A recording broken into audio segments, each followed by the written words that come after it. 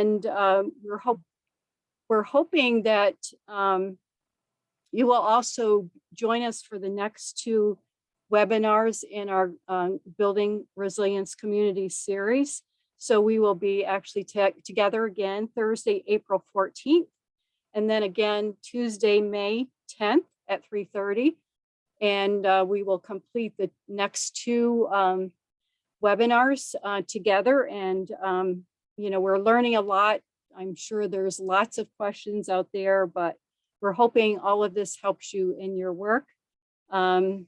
So we're going to plan to record this session so that, if you want to go back and see it again, or you can refer other people to it, it will be on our CCE website in Delaware County, and you can definitely encourage other people to join us, even if they couldn't be here today, that they can hop on the link and actually see the recording.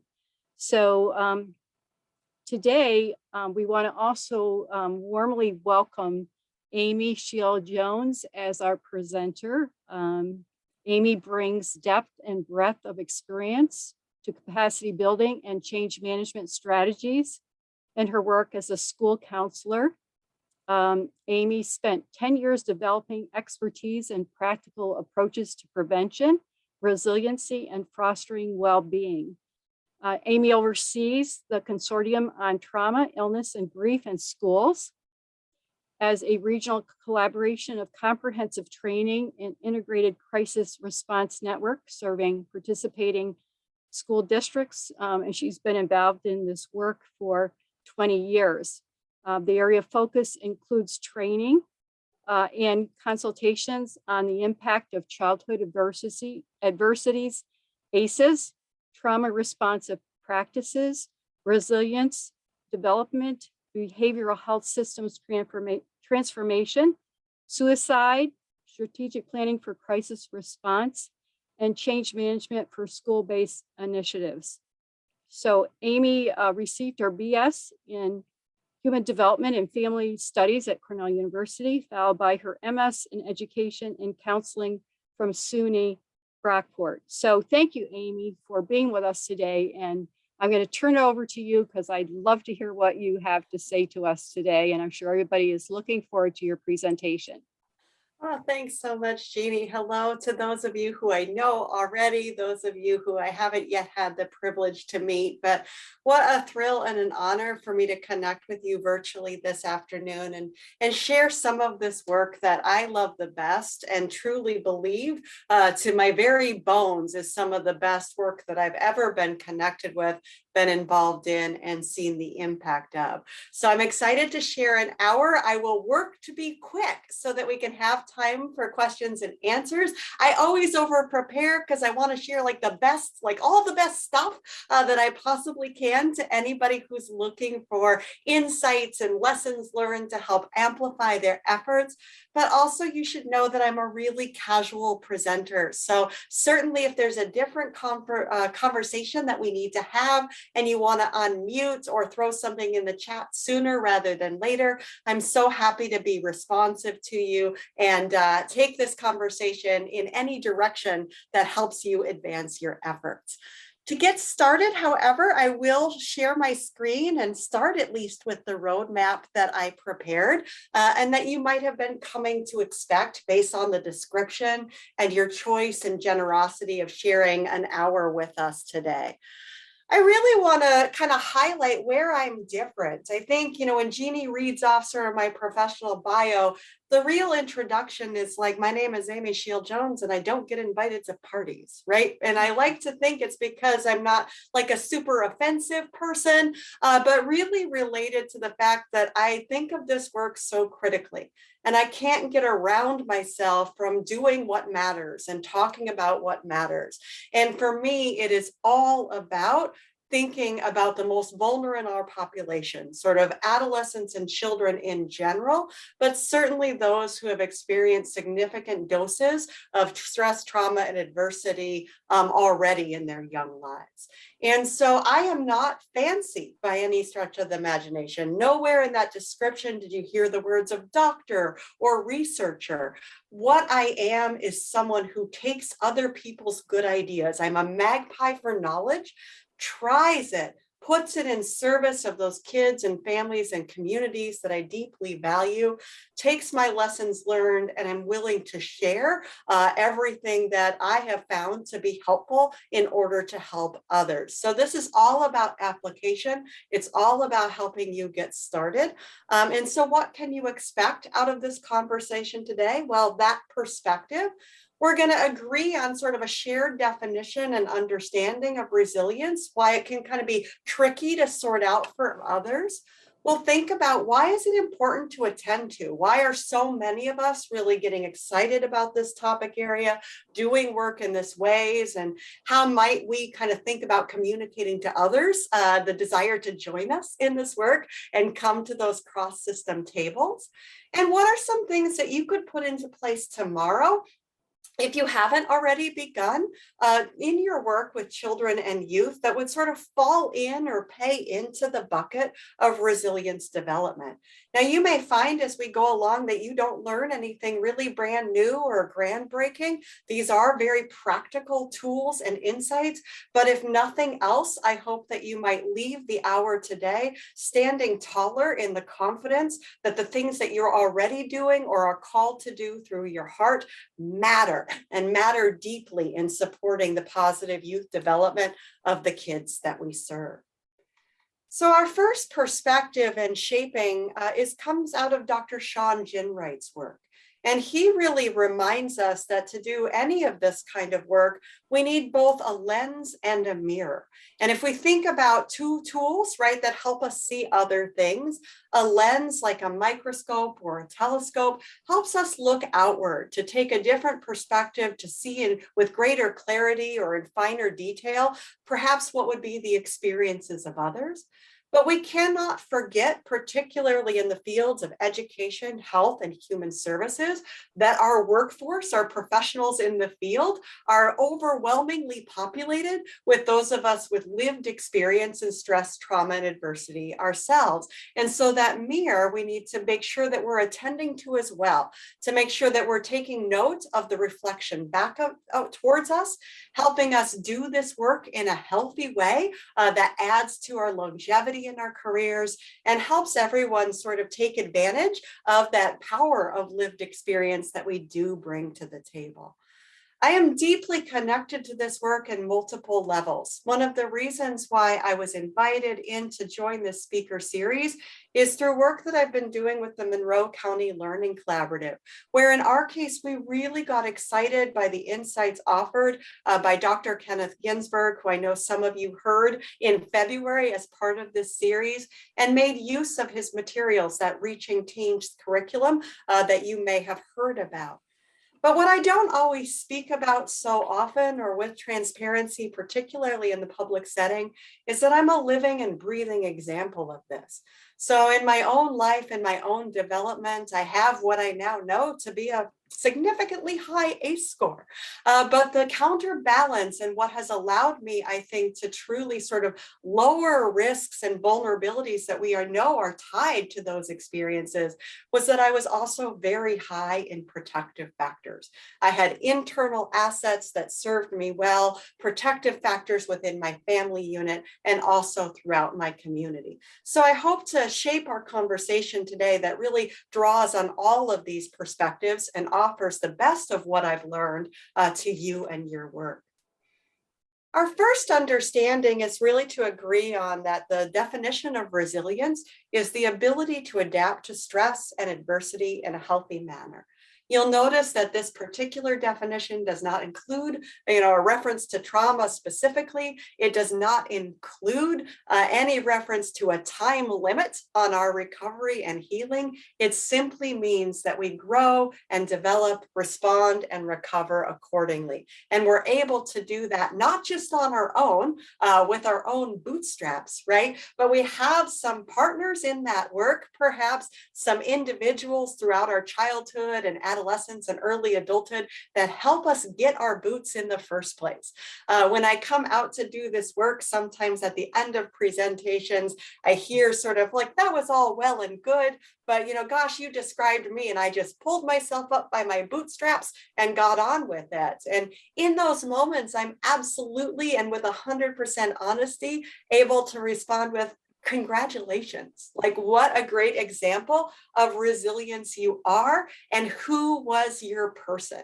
And they inevitably talk to me about that coach, that family member, that teacher, that mentor in their community-based organization or their pediatrician that really made a difference in their life. And that's when I take the time to remind us that none of us are born with boots on, right? And so resilience really is a muscle. It can be grown, it can be developed, it can be nurtured, and it can be undermined. So we want to make sure we're monitoring both sides of the coin and doing this work with intention, that we're making those decisions in our approaches, our actions, our interactions that continually reinforce and support resilience development in others while avoiding those pitfalls that can interrupt it or undermine its development. So I'll offer you some examples of all of that. When we're thinking about children, we want to acknowledge that learning by its very nature is a leap of courage, right? So everything that we're asking our young people to do, whether we're working in the school setting or not, is about learning. We're asking them to engage in school routine or program routine. We're asking them to engage in curriculum and new ways of doing work. We're asking them to grow in their social and emotional development, learning how to interact with others or take ownership and advocacy for their own health. And so I strongly see the value of working from a resilience perspective as being tied to this is good for all kids. Let's not wait to identify those youth who are most vulnerable. Let's just consider that safe spaces, brave spaces, the ability to cope and manage stress and frustration is good for all, and will certainly particularly serve those individual students or young people who are already kind of dosed in a stress experience, or even have experienced those acute levels of higher trauma. Our own work in Monroe County really came out of that beginning place of recognizing the problem first, right? So we started the conversation really around getting interested and excited in understanding the impact of stress, how it can be a positive force on our life, that idea of eustress, right? Those things that we know that if we do, even though if they feel hard and are anxiety provoking, that when we can get through them, they're better for our development. And really thinking about how can we also avoid the worst impacts of those more significant levels of stress. Things like tolerable stress, which I hate the title, but remember, I'm not a fancy person. I'm not in charge of these things, because things in this category include like grief and loss experiences. And as my mother describes it, there are some losses that will bring you to your knees. Right? So that more significant amount of stress is by no means speaking of that these are easy things to accommodate or adapt to, but we do recognize those particular stresses that live in that category with community support of our loved ones, our neighbors, our schools, our youth serving professionals really can help our lives grow around that experience, so that when it comes tomorrow or next year, the pain of today is somewhat lessened and we have more to draw on as we don't get over, but get through those experiences. and to pay attention to things like toxic stress and trauma, things that the ACEs study offered to us in terms of making the connections between those things that worried us most about kids, lack of academic success, lack of engagement in school or their own well-being, the rising numbers that we all see related to mental health concerns and risk for suicide, substance use, violence, you name it, all those reasons why I don't get invited to parties, right? We're so tied to greater risk when already having had significant doses of toxic or stress or trauma. We also knew that beyond the ACEs study, we were beginning to learn and expand our thinking, that it wasn't just those original 10 questions that were important to attend to. And I love this graphic that was put out by ACEs Connection, now PACES Connection, that really captures that original ACEs theory in the branches of the tree, those things that can occur in households or home environments, but also encapsulates some of the information that maybe you were exposed to prior to today and in the first session of this series.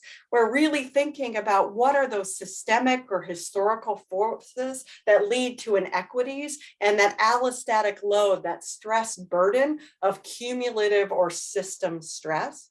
And we can also attend to those things that live outside of communities or aren't restricted to communities.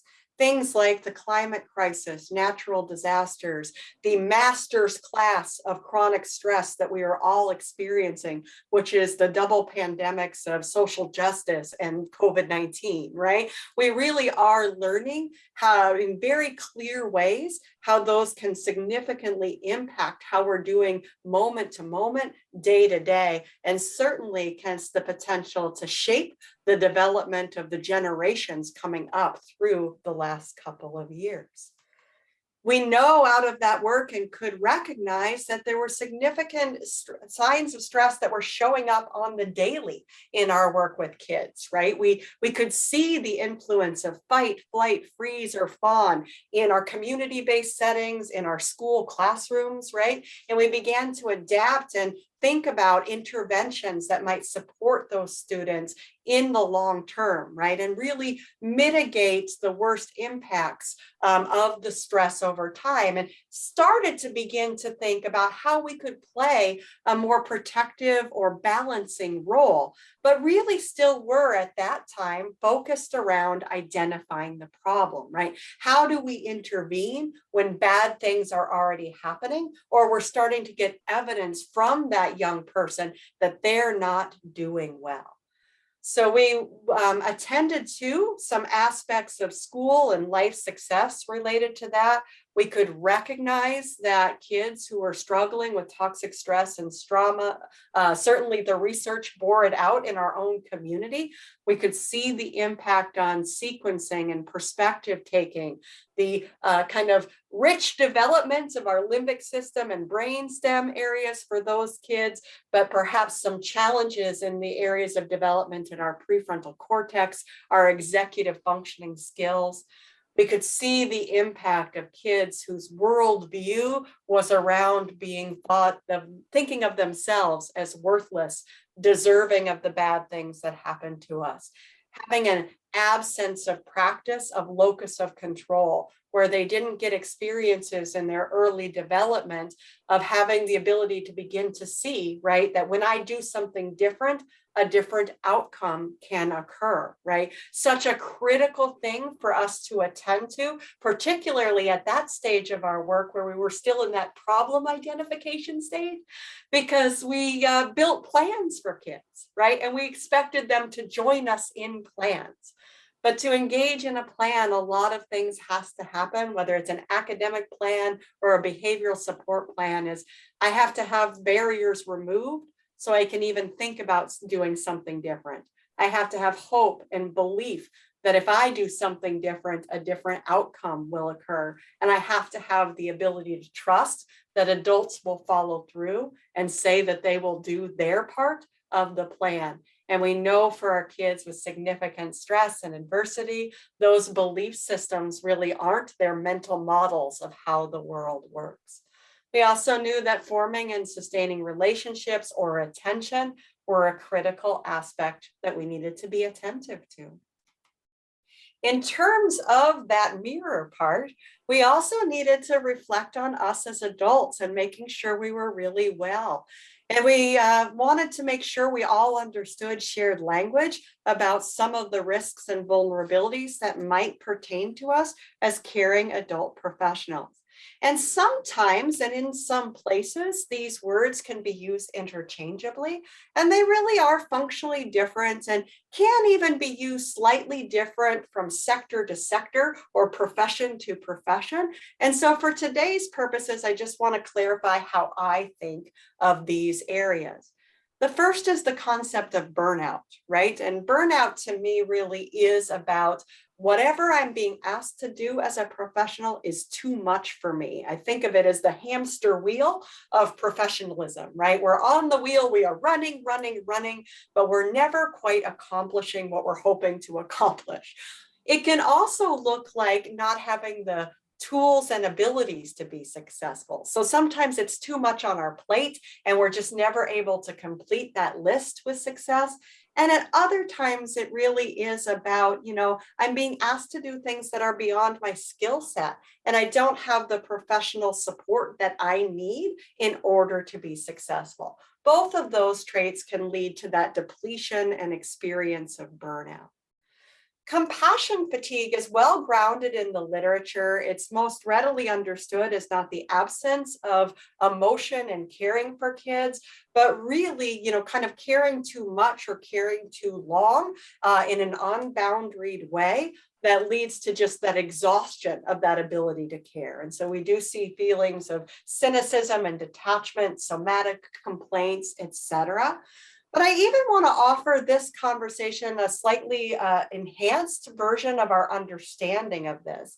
And this really comes out of work called Compassionomics. It's a book that's out there now, kind of really tied to the medical field, the physical health community, but I think has much to offer a lot of us who work in this space of supporting youth. And their frame of reference through that research is to really think about compassion fatigue in a renaming way. What it actually is empathy fatigue. And empathy allows us, it's an essential part of what we need to do this work because it allows us to connect with the other's experience, right? It allows us to see what might be going on for them and have an emotional connection to what that may be. And Brene Brown, she does so many things well, right? She offers a really great way to understand this because when you do that, when you make that human to human connection, what you need to do is reach into your own lived experience and draw out something where you think your emotional reaction was the same or similar to the other person. And those sorts of memories live in the pain centers of our brain. And so if we stay there in that unboundaried way, where their pain is my pain and my pain is their pain, we really can deplete our internal resources of caring. But if we can compare and pair that empathetic connection with action, being a good listener is an action. Simply sitting and providing comfort is an action. Being an advocate for a child is an action. Creating a plan or collaboratively problem solving is an action. When we pair empathy with action, we're in a space of compassion. And that's actually stronger tied to our reward centers of our brain. It's where we want to be doing this work. And it has strong correlations to professional satisfaction, resilience, and success. I think this community is probably very well versed on the concepts of vicarious trauma or secondary traumatic stress. And that's just simply when we're bearing witness and doing this work and sharing in the experiences of others, that we can ourselves be vulnerable, especially if we have our own lived experiences, right? But not exclusively, to actually experiencing symptoms of trauma, even up to the criteria of meeting PTSD diagnosis based on those experiences. So doing the work of resilience and recognizing the impact on our brains and our hearts and our behaviors is really, really critical. And focusing in this way is not just good for the kids and families that we serve, but really, really good for us as professionals. Because I haven't talked with yet someone in any sector, education, health, or human services, that is feeling like they have enough of anything right now. Everyone is feeling exhausted. Everyone is feeling under-resourced, and it's understandable because those feelings are true, right? So finding those moments of magic in the hard times, where not only are we doing better, we're feeling that sense of confidence and accomplishment that we're on the right track, really does pay into our ability to be re-energized in that work and having that much more to give those kids and families who are looking to us, providing some support, some relationship, even in some of our cases, right, some services or intervention. So how can we think about resilience under the umbrella of being trauma responsive, but not exclusively related to individuals who've had those experiences of stress, trauma, and adversity, right? So the first thing I'll remind us is that we need to think about those 4 R's, right? We still can pay attention to sharing the ideas that we already do, that trauma is out there, stress is a thing, right? For all of us, regardless of what point of the continuum we are in that moment. But that we want to move beyond sort of awareness of the issue and really improve our eyes and our ears, our hearts and our hands to move into those categories of 2, 3, 4, right? That we can recognize when stress is talking to us, and we can respond with meaningful skills and abilities in order to improve outcomes and internal capacity for the kids that we're working with.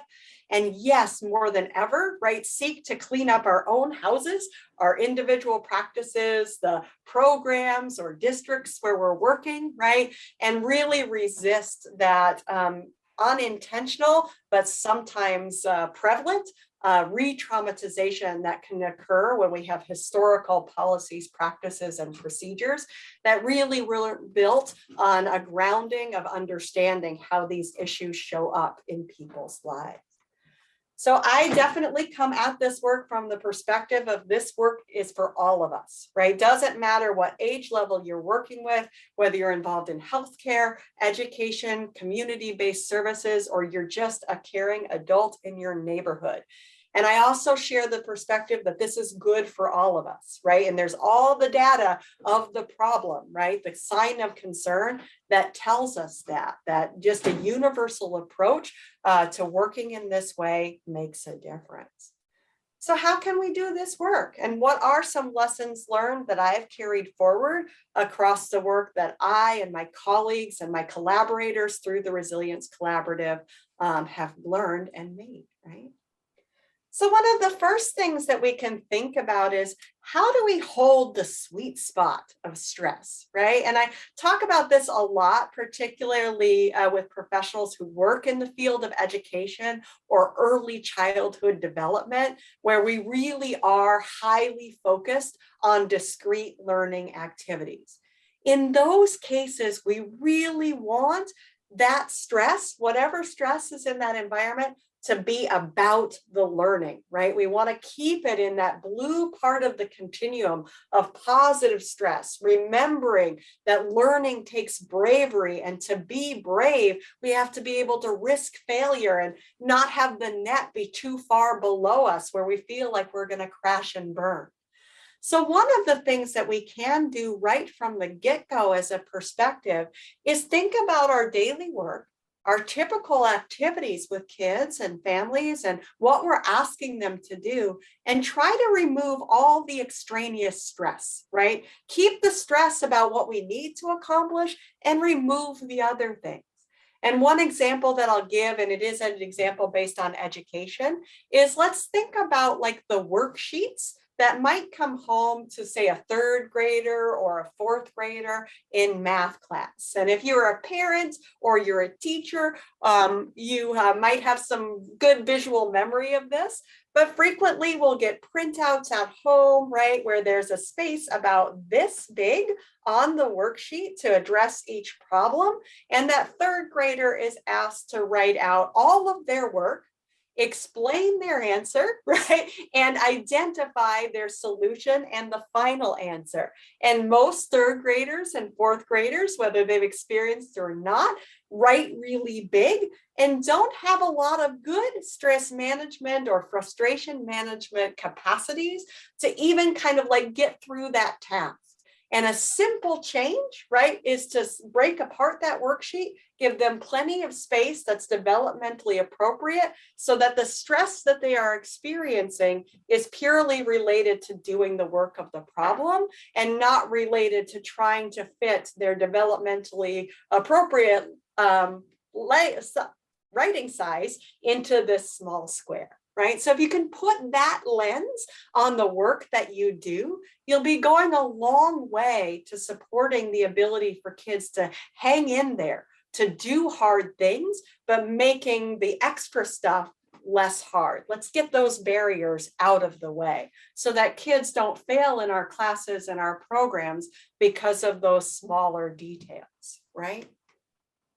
If you're doing work in any of these spaces, I want to advise you and reinforce with you that you are amplifying resilience development efforts, right? So if you're thinking about social emotional growth and development, you are working in resilience space. If you're thinking about equity focused or social justice or educational justice work, culturally responsive care, whatever your umbrella term, diversity, equity, inclusion, you are doing work in this way.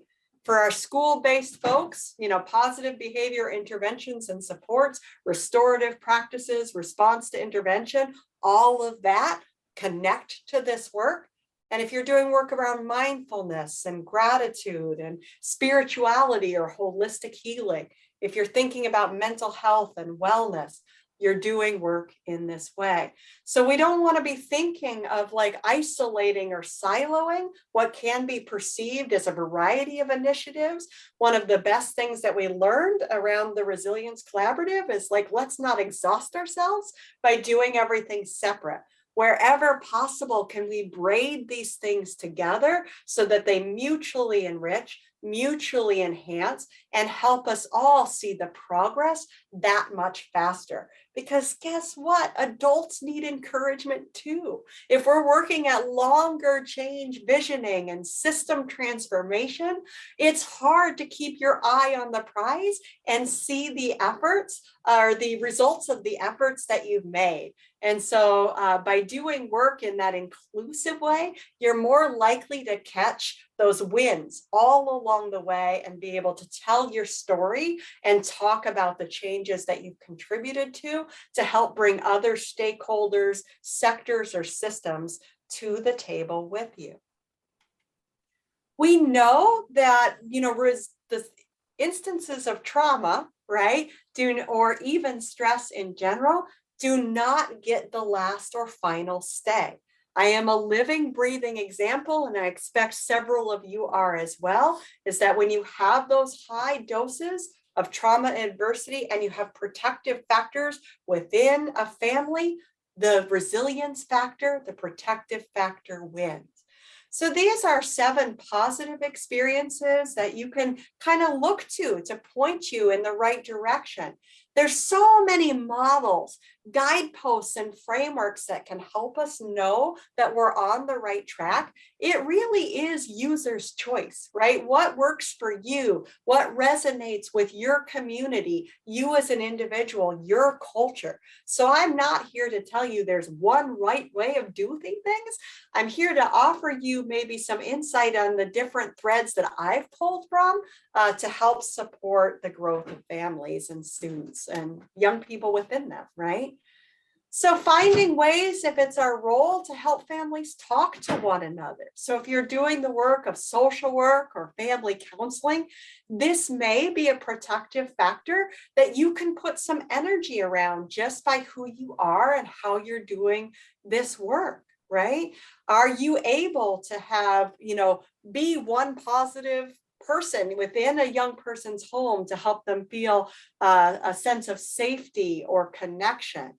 Are you able to support young people getting involved in traditions, either within their home, within their school community, or within their geographic community? That can be an area where we can become more active and simply, as I said earlier, kind of stand tall and knowing that by moving in the world this way, we're leveraging our opportunities to support resilience in young people.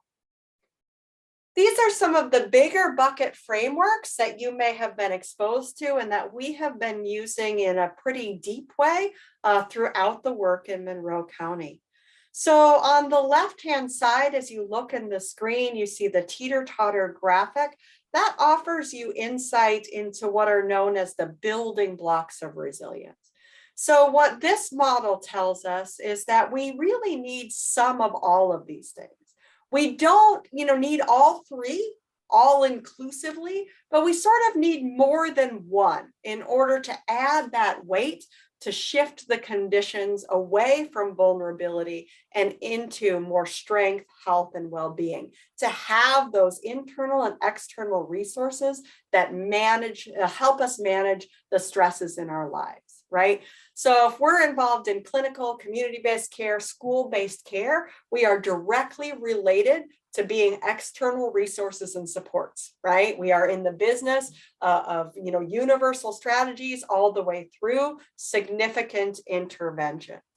We can help foster environments where we're building internal and personal strengths, having the ability to help a young person see themselves in a way that their early life experiences may not have allowed them to see, that they are valuable, that they are worthwhile, that they are able to make a different choice and expect a different outcome, that there can be trusting relationships that are safe for them. And finally, at the top of that, the concept of social and interpersonal skills. Are you able to ask for help? Be in conflict, right? Disagreement with one another, but be able to create repairs and restore relationships, right? The concept of fair fighting or restorative practices live here. The ability to ask for help, to know who, when, and how to do that, all comes with learning to get along, social skills, and connection. 40 developmental assets was popular in the field of education for a long time. It's kind of fallen out sort of the current lexicon, but I'm bringing it back here. There's a huge body of research behind it, and it really does provide lots of insight of where to go related to helping all youth have those assets in place that buffer them against those greatest vulnerabilities. Being a caring, consistent adult in a young person's life is really that hallmark, right, protective factor, so well established in the literature, but is now in current research almost kind of being surpassed in value by young people feeling valued by their community, right?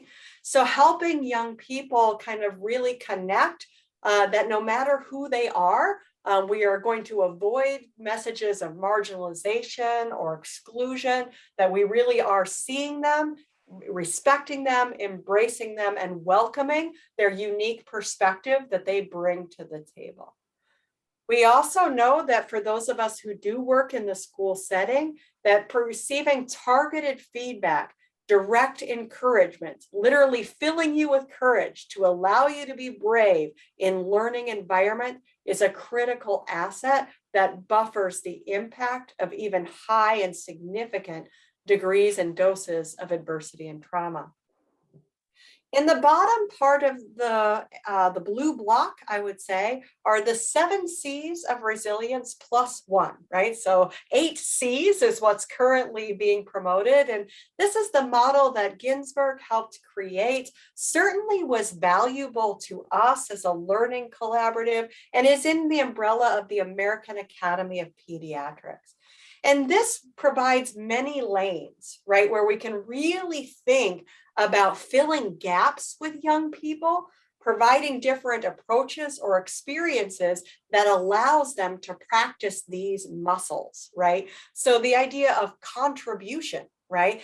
All young people need the opportunity to nurture and support and to be able to be seen as a helping member of their classroom community, their after school program, their daycare environment. And when you do even little jobs, right? Like you're the plant waterer for the day, or you're the flag holder, really can build an internal sense of value for that young person and exercise that resilience muscle.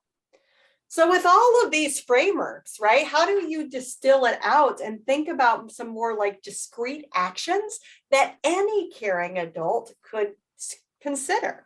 And when we really drilled down into it as a collective and a collaborative, we identified like there's really no wrong door. There's not a bad place to begin, a wrong place to begin. Every step forward is a step forward.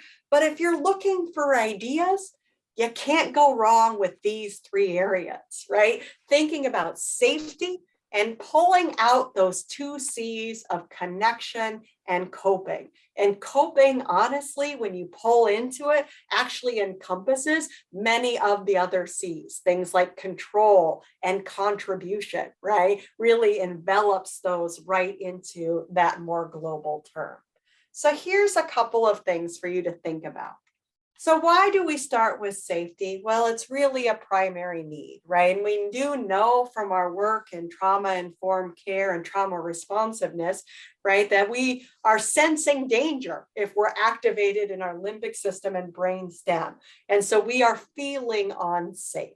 So we aren't really going to be able to progress to other aspects of growth and development, learning and healing, right? Mental health and wellness, solid relationships, until we really do feel a sense of safety and security in our environment. So there are 2 sort of components of safety. We do need to make sure that our environments are physically safe, right? So if we're involved in the neighborhood, what ways can we help make sure kids in our neighborhood feel safe and that we're decreasing instances of community violence? If we're involved in schools, right, are we addressing peer-to-peer aggression? If we're involved in a community-based program, is our facility safe and the neighborhood around it safe and secure? We can do work there. But we also need to develop psychological safety, right? That our interactions are trustworthy so that young people can begin to take those risks, to try new things and know that there's not a risk of being targeted, being rejected, that their experiences of their earlier childhood may be repeated in this new interaction. What are some of those pitfalls that can get in the way of kids, particularly feeling unsafe from the psychological or emotional perspective? And certainly I'm going to highlight just a couple because most of these are just very straightforward. They're very readily understood as what we mean and why that would violate a sense of safety. And I'm going to pull out just shame and isolation today. So the first component of shame, right, is recognizing that shame is strongly correlated with negative outcomes across the board. And that's in contrast to what we believe, right? Or sometimes some adults want to believe would happen, right? Sometimes we really want to motivate that young child by a sense of scolding, right? Some negative feedback to kind of light that fire that was particularly common in parents of my mom's generation, right? She definitely experienced that growing up. But what shame does is it equates a behavior with the person's identity. And what it really means and what it really communicates is you You as an individual are bad. You as an individual are worthless and unlovable, right? That's very different than guilt, right? And sometimes they're overlapped. Feeling a sense of guilt is actually correlated in a positive way with some of those outcomes, because what guilt is a recognition that, oh, I made a mistake, but I can recover from it. And it's not tied to my self-worth, right? This is why restorative practices are tied so strongly here, right? I can be accountable. I can mess up and recover from it.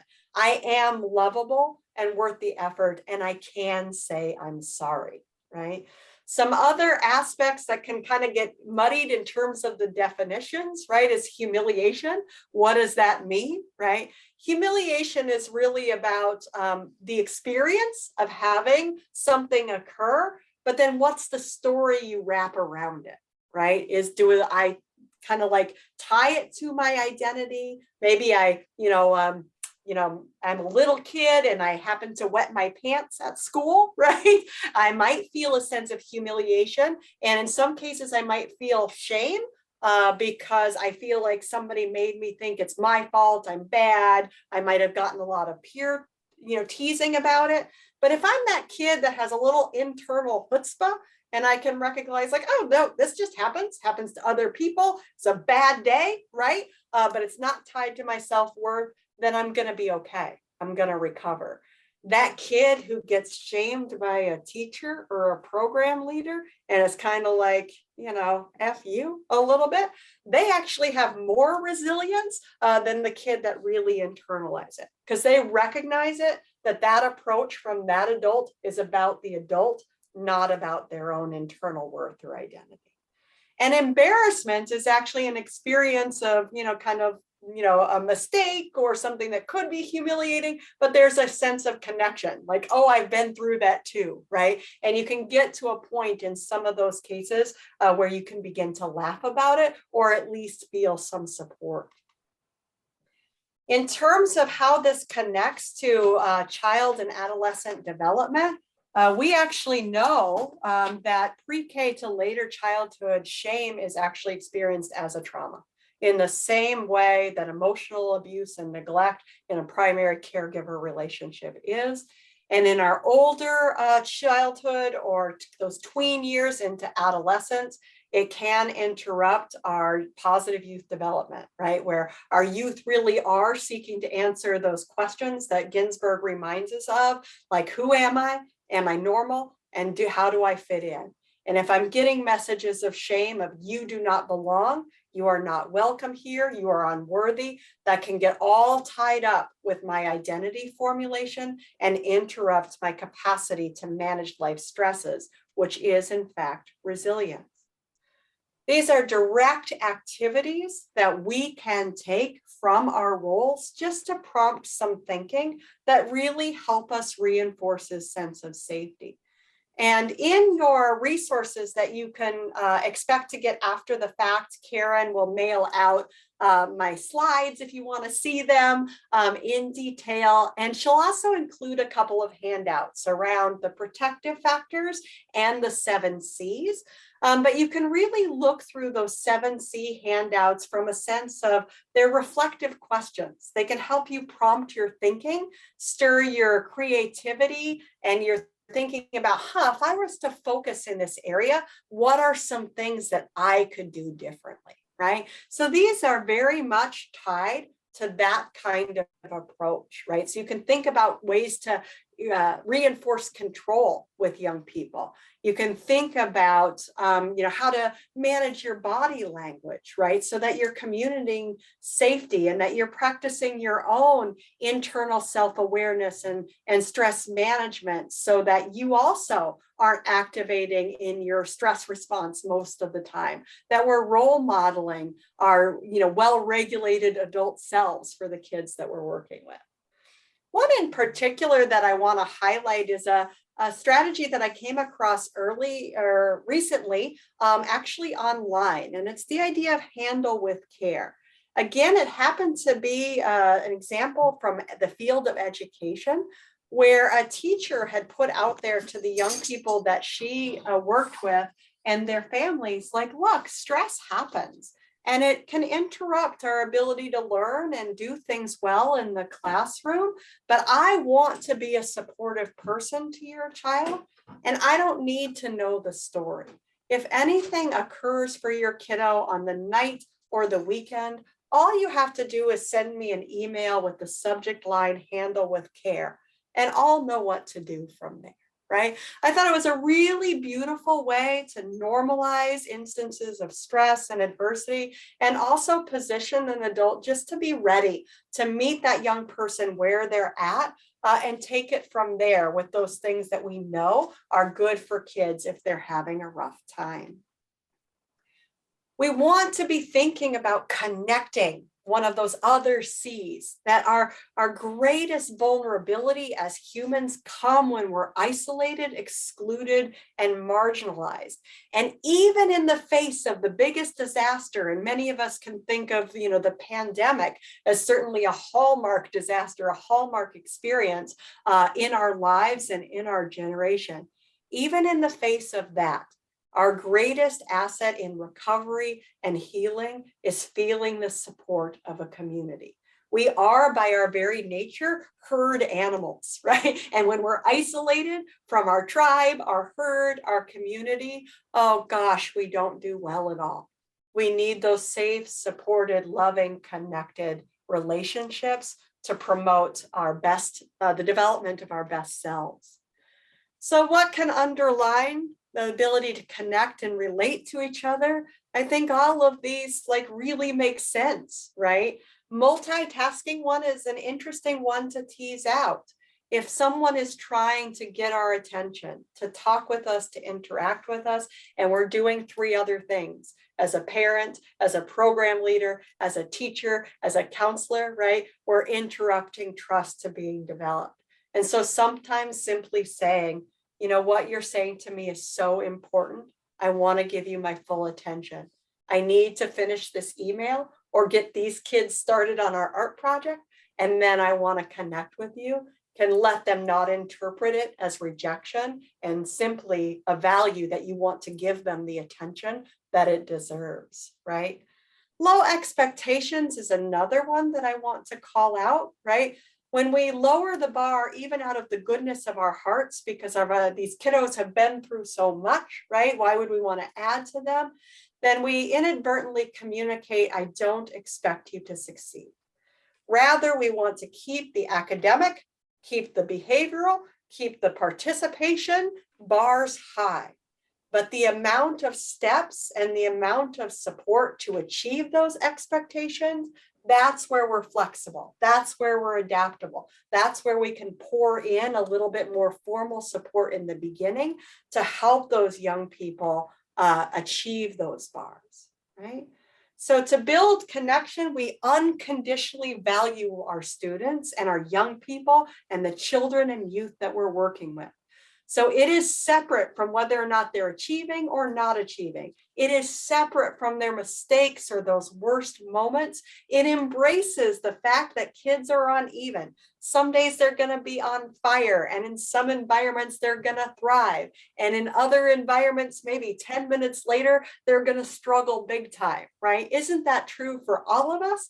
But sometimes adults struggle to remember that, right? And we have this expectation that kids should be kind of like succeeding exactly at the same level in every environment, in every moment, regardless of other aspects contributing to that experience. It also recognizes that boundaries are important. They're important for safety, they're important for our well-being as adults, and they're important to keep the kids safe. And there really are 2 components. There's this idea of respect, that we deeply and thoroughly, to our bones, recognize that young people are the experts in their own lives, and that we can be facilitators and mentors and being thoughtful and responsive to them. And we can deliver to them that counseling term of unconditional positive regard. I care about you no matter what.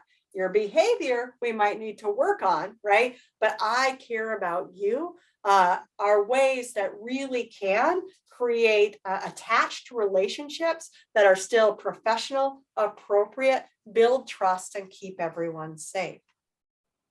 If we're having difficulty connecting with a specific student, we might think about some of these strategies, right? Sometimes what I remind us as adult professionals that we don't need to jump to problem solving. When we see a sign of concern, a big behavior, a bad day, our first and only job really is to adopt that attitude of compassionate curiosity. What's going on for you and how can I help, right? Are often a couple of great phrases just to begin, even in those bad moments. If we can reframe our attention-seeking behavior to attachment-seeking, that those are the kids who just need more practice in our relationship and not withhold our attention, excuse my dog as she comes in and out, but actually pour into developing that relationship, we're actually going to decrease that behavior sooner than if we pull back as a caring adult from that relationship. And 2 minutes by 10 days means let's work with that kid who are struggling to develop a relationship the most and spend 2 minutes a day for 10 days or more, simply engaging with them on anything that they would want to do. Not our agenda, their agenda. Not our interests, their interests. The only thing is to not tie it to a screen, right? And when you do that, you can change the tenor of your relationship, even if it has started in a really rocky place. I'm very mindful of the time and knowing that I'm running to the end, so I apologize for that. I want to just take a moment and remind you of a strategy, if you need one, around connecting with a young person who might be experiencing some challenges and inviting you to partner with them. And this is a choreograph through, again, Dr. Ginsburg, my mentor, my friend, right, who tells us that we need to start with our hearts. And in that conversation, we lead with that young person the things that we value, right, about who they are. We let them know that we see you, right? So if that kid fights you on everything, it might be, gosh, you have the strongest sense of justice, right? You really look out for the underdog, right? We look for those positive feelings, that strength-based approach. And then we move to our stomach or our gut, and that's where our own worry lives. And that's when we introduce the problem. But I worry when you avoid school. But I worry when you don't show up to your mental health appointment, right? But I worry when you act out in this way in our program. This negative thing will happen or you won't achieve your goal. You tie it back to your value of them or something you know that's important to them. And then you move to your head. I wonder if you and I can put our heads together and come up with some ways that we can keep the good things happening and lower the risk for the bad things. And then you problem solve a little bit. You get their ideas. They are the experts in their life, right? You might come offer some ideas if you have some, or if they're stuck. And when you come to an agreement on a plan, you offer your hands. I love this plan. I think it's a great plan. And guess what? Now I'm here to help you. But you know what? We may not have identified the perfect thing, right? So the worst that's going to happen is if this doesn't work, we're going to have another conversation like this one. So you set the stage that you might have to try again, but it's the plan or the strategy that fails, not the kid, right? We don't want to give the kid another experience of lack of success. We can think about coping, right, in ways that are for all youth, right? How do we manage and role model coping and stress management, stay regulated ourselves? We want to intervene early and often. When we start to see that young person coming off their baseline, you can approach and offer help. Hey, I see you're getting restless. Can I help you in any way, right? You can also shift the energy for a whole group, right? You don't have to isolate it to one young person. If you're working in an after-school program or community-based setting or a school, right? And you just notice somebody's starting to get frustrated, that's a great time to do a mood booster or an energy activity. Brain gym is one that can give you lots of different ways, right? A little song, a little head, shoulders, knees, and toes, right? Just to shake it up, move it around, and then regroup and resettle, right?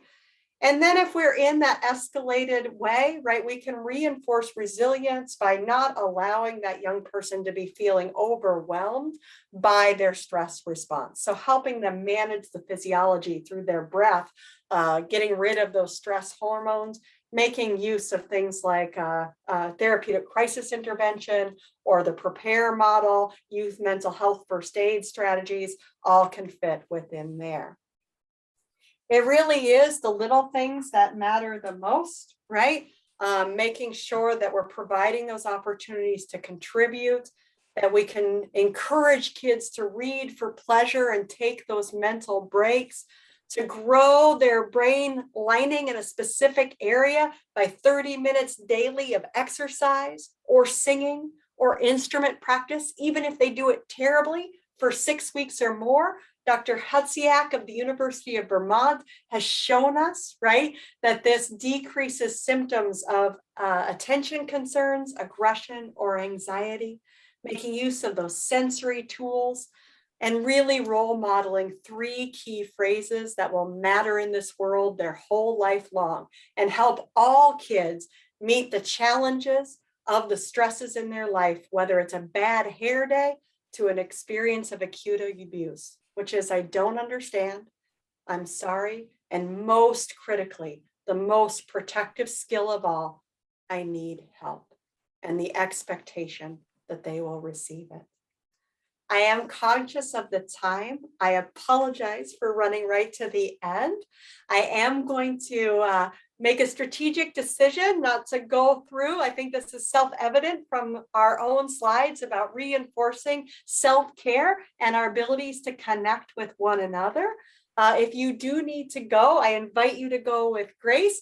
If you're wanting to stay on for a few minutes of questions and answers, I'm happy to make myself available for a little bit of extra time, and just tons of gratitude for the work that you do on a daily basis with those kids and families you serve. So thank you everyone very much. Thank you so much, Amy. We know that you have shared so much that we can use, and I think we'll open it up to questions. Do we have any questions from the chat, Yulika? There are no questions in the chat at this moment. There's a lot of thank yous and great job and awesome work. And yes, so a lot of love. Incredible. Yes, so great. And we want to actually share that love with everyone, with Amy and everyone that's here today. So thank you so much for being with us. Thank you, Amy, for this wonderful presentation. And we'll look forward to seeing everybody again in April.